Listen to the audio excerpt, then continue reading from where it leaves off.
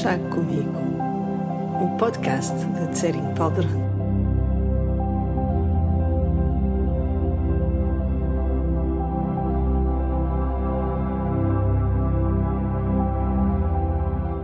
Estes episódios de podcast são chávenas de chá que eu partilho com os meus amigos, as pessoas que se conectam comigo e com a minha maneira de explicar o Dharma, com o meu entusiasmo pela vida, com os meus momentos de insustentável ternura. Então, se aqui está e se tudo isto ou alguma destas coisas o faz sentir ou a faz sentir uma ligação, seja bem-vindo ou bem-vinda a mais um chá comigo.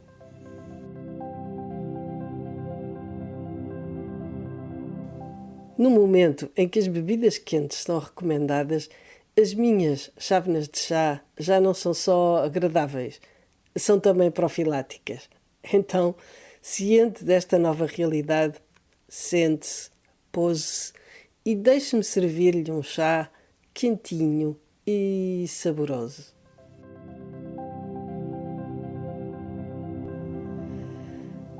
Sabe aquele botão no comando da televisão que tem dois risquinhos verticais? Chama-se a pausa.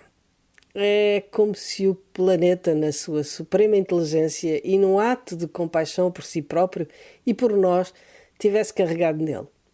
E ficámos todos suspensos, como naquele jogo de crianças, no tempo em que as crianças brincavam na rua umas com as outras.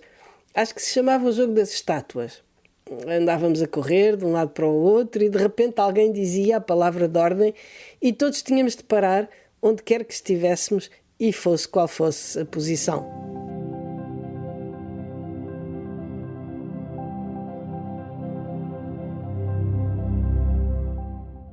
Está tudo pausado, ou quase tudo. A maioria de nós, parada em casa, descobre o tempo. Descobre, ou não, a introspeção. Descobre a criatividade. Aguça o sentido do humor.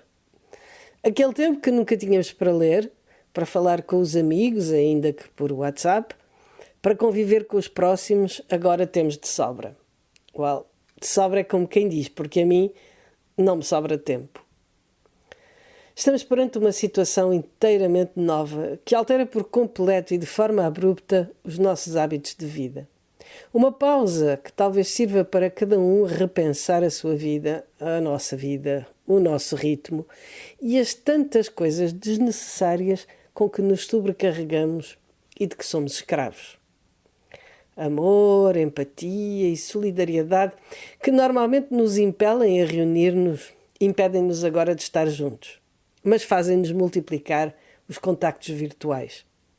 Despejamos as ruas, paramos a poluição, silenciamos os motores, o que nenhum aviso dos cientistas nem protesto de rua jamais iriam alcançar, este minúsculo organismo está a conseguir. Há uma proeza inédita. Repare, se estivéssemos numa terceira guerra mundial, haveria divisões, estaríamos uns contra os outros. Haveria solidariedade, mas apenas no interior dos blocos entre aliados, e ódio e ressentimento em relação aos outros. Assim não, estamos todos unidos, atacados por um inimigo comum. É como se de repente, atacados por extraterrestres, ficássemos unidos e solidários na nossa condição de terráqueos. O que o mundo está a viver neste momento nunca tinha acontecido, não desta forma, não com estas consequências, não com este potencial de nos despertar, fazer cair em nós, não com esta conectividade, não com esta união. Claro que não é a primeira vez que a humanidade conhece epidemias devastadoras, mas nunca estivemos tão preparados como agora, tão conscientes, tão ligados. Este é um momento histórico que talvez as gerações vindouras relembrem. Este é um momento de separação das águas. É aqui que cada um de nós vai escolher se vai pelo caminho do medo ou pelo caminho da compaixão. Talvez também tenham recebido esta mensagem que circulou pelas redes sociais há uma semana ou duas. Uma vez um aluno perguntou à famosa antropóloga Margaret Mead o que ela considerava como a primeira manifestação de civilização. Esperava provavelmente que ela falasse dos primeiros anzóis, de recipientes de argila, mas não. A professora respondeu que o primeiro sinal de civilização na cultura humana Era um fémur que mostrava sinais de uma fratura sarada. Ela explicou então que no reino animal, quando um indivíduo parte uma perna, ele morre, não podendo fugir dos predadores, alimentar-se ou beber, não tem a menor chance de sobrevivência. Nenhum animal sobrevive a uma fratura tempo suficiente para que ela possa sarar. Um fémur que mostra sinais de uma fratura que consolidou significa que alguém protegeu aquela pessoa, que a encaminhou para um lugar seguro, lhe levou comida e lhe trouxe de beber, e isto durante o tempo necessário para que ela curasse. Ajudar alguém na dificuldade é o início da civilização, disse a professora. Cuidar uns dos outros é isso que temos de fazer. E não apenas os profissionais de saúde, os agentes da ordem, da proteção civil ou todos os que asseguram os serviços e bens essenciais. Todos nós temos de pensar nos outros e fazer a nossa parte. Uma grande parte da população está aterrorizada.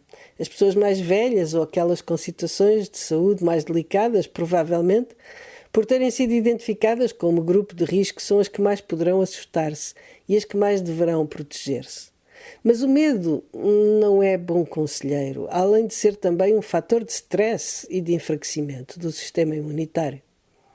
Por medo, as pessoas podem acorrer aos serviços de saúde, mesmo que tenham apenas sintomas menores, entupir as linhas de urgência e assaltar os supermercados, dificultando a vida de toda a gente. No extremo oposto, temos alguns jovens ou pessoas que se consideram saudáveis e resistentes, achando que não têm de se proteger e podem sair de casa, confraternizar em locais públicos, etc. Parece ser o reverso do medo, mas é desastroso, inconsciente e profundamente egoísta. Do que tenho lido e ouvido das pessoas mais competentes e sensatas, uma mensagem parece destacar-se.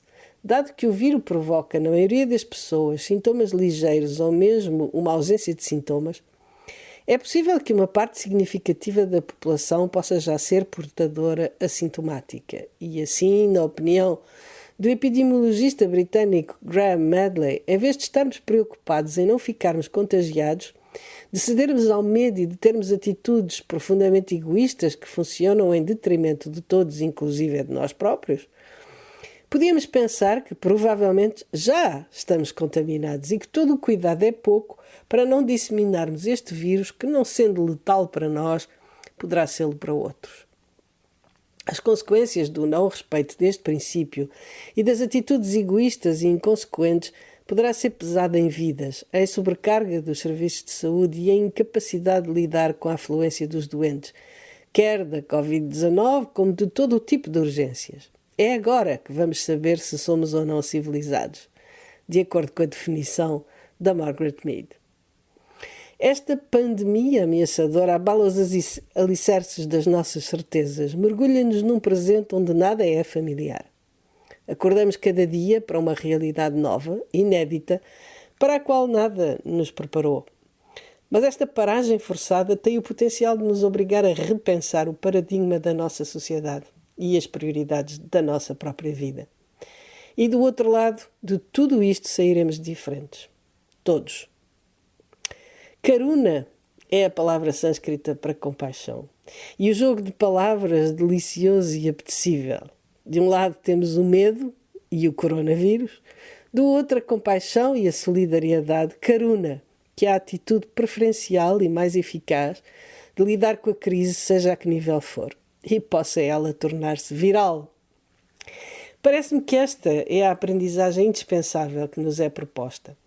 A ideia da competição como base do progresso e até da sobrevivência e da evolução das espécies que imperou até agora, seja na visão darwiniana, seja na visão da economia e da concorrência, vai ter que evoluir para uma visão de cooperação, de interajuda e de empatia.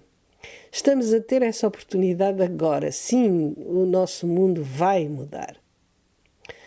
Deixemos tanto quanto possível de lado para já todas as incertezas e inquietações do que virá a seguir. Temos de viver cada dia, aproveitar cada respiração, sem nos angustiarmos com amanhã ou para a semana. Aproveitemos a pausa, o tempo que nos é dado. para contemplarmos, lermos, convivermos, amarmos, brincarmos com os filhos, acarinharmos os avós e simplesmente sermos. Para ficarmos em casa, lavarmos as mãos, protegermos-nos para proteger os outros, sem medo, sem irresponsabilidade, apenas com amor. Que a contenção do coronavírus seja alcançada pela disseminação do caronavírus. Que a compaixão e a empatia se tornem virais. Para honrarmos as perdas humanas que já aconteceram e as que ainda vão acontecer e mudarmos o paradigma da nossa sociedade e assim salvarmos o planeta e a humanidade. Este é um momento único da nossa história. Possamos nós aproveitá-lo. Fique bem, proteja-se e até ao próximo chá.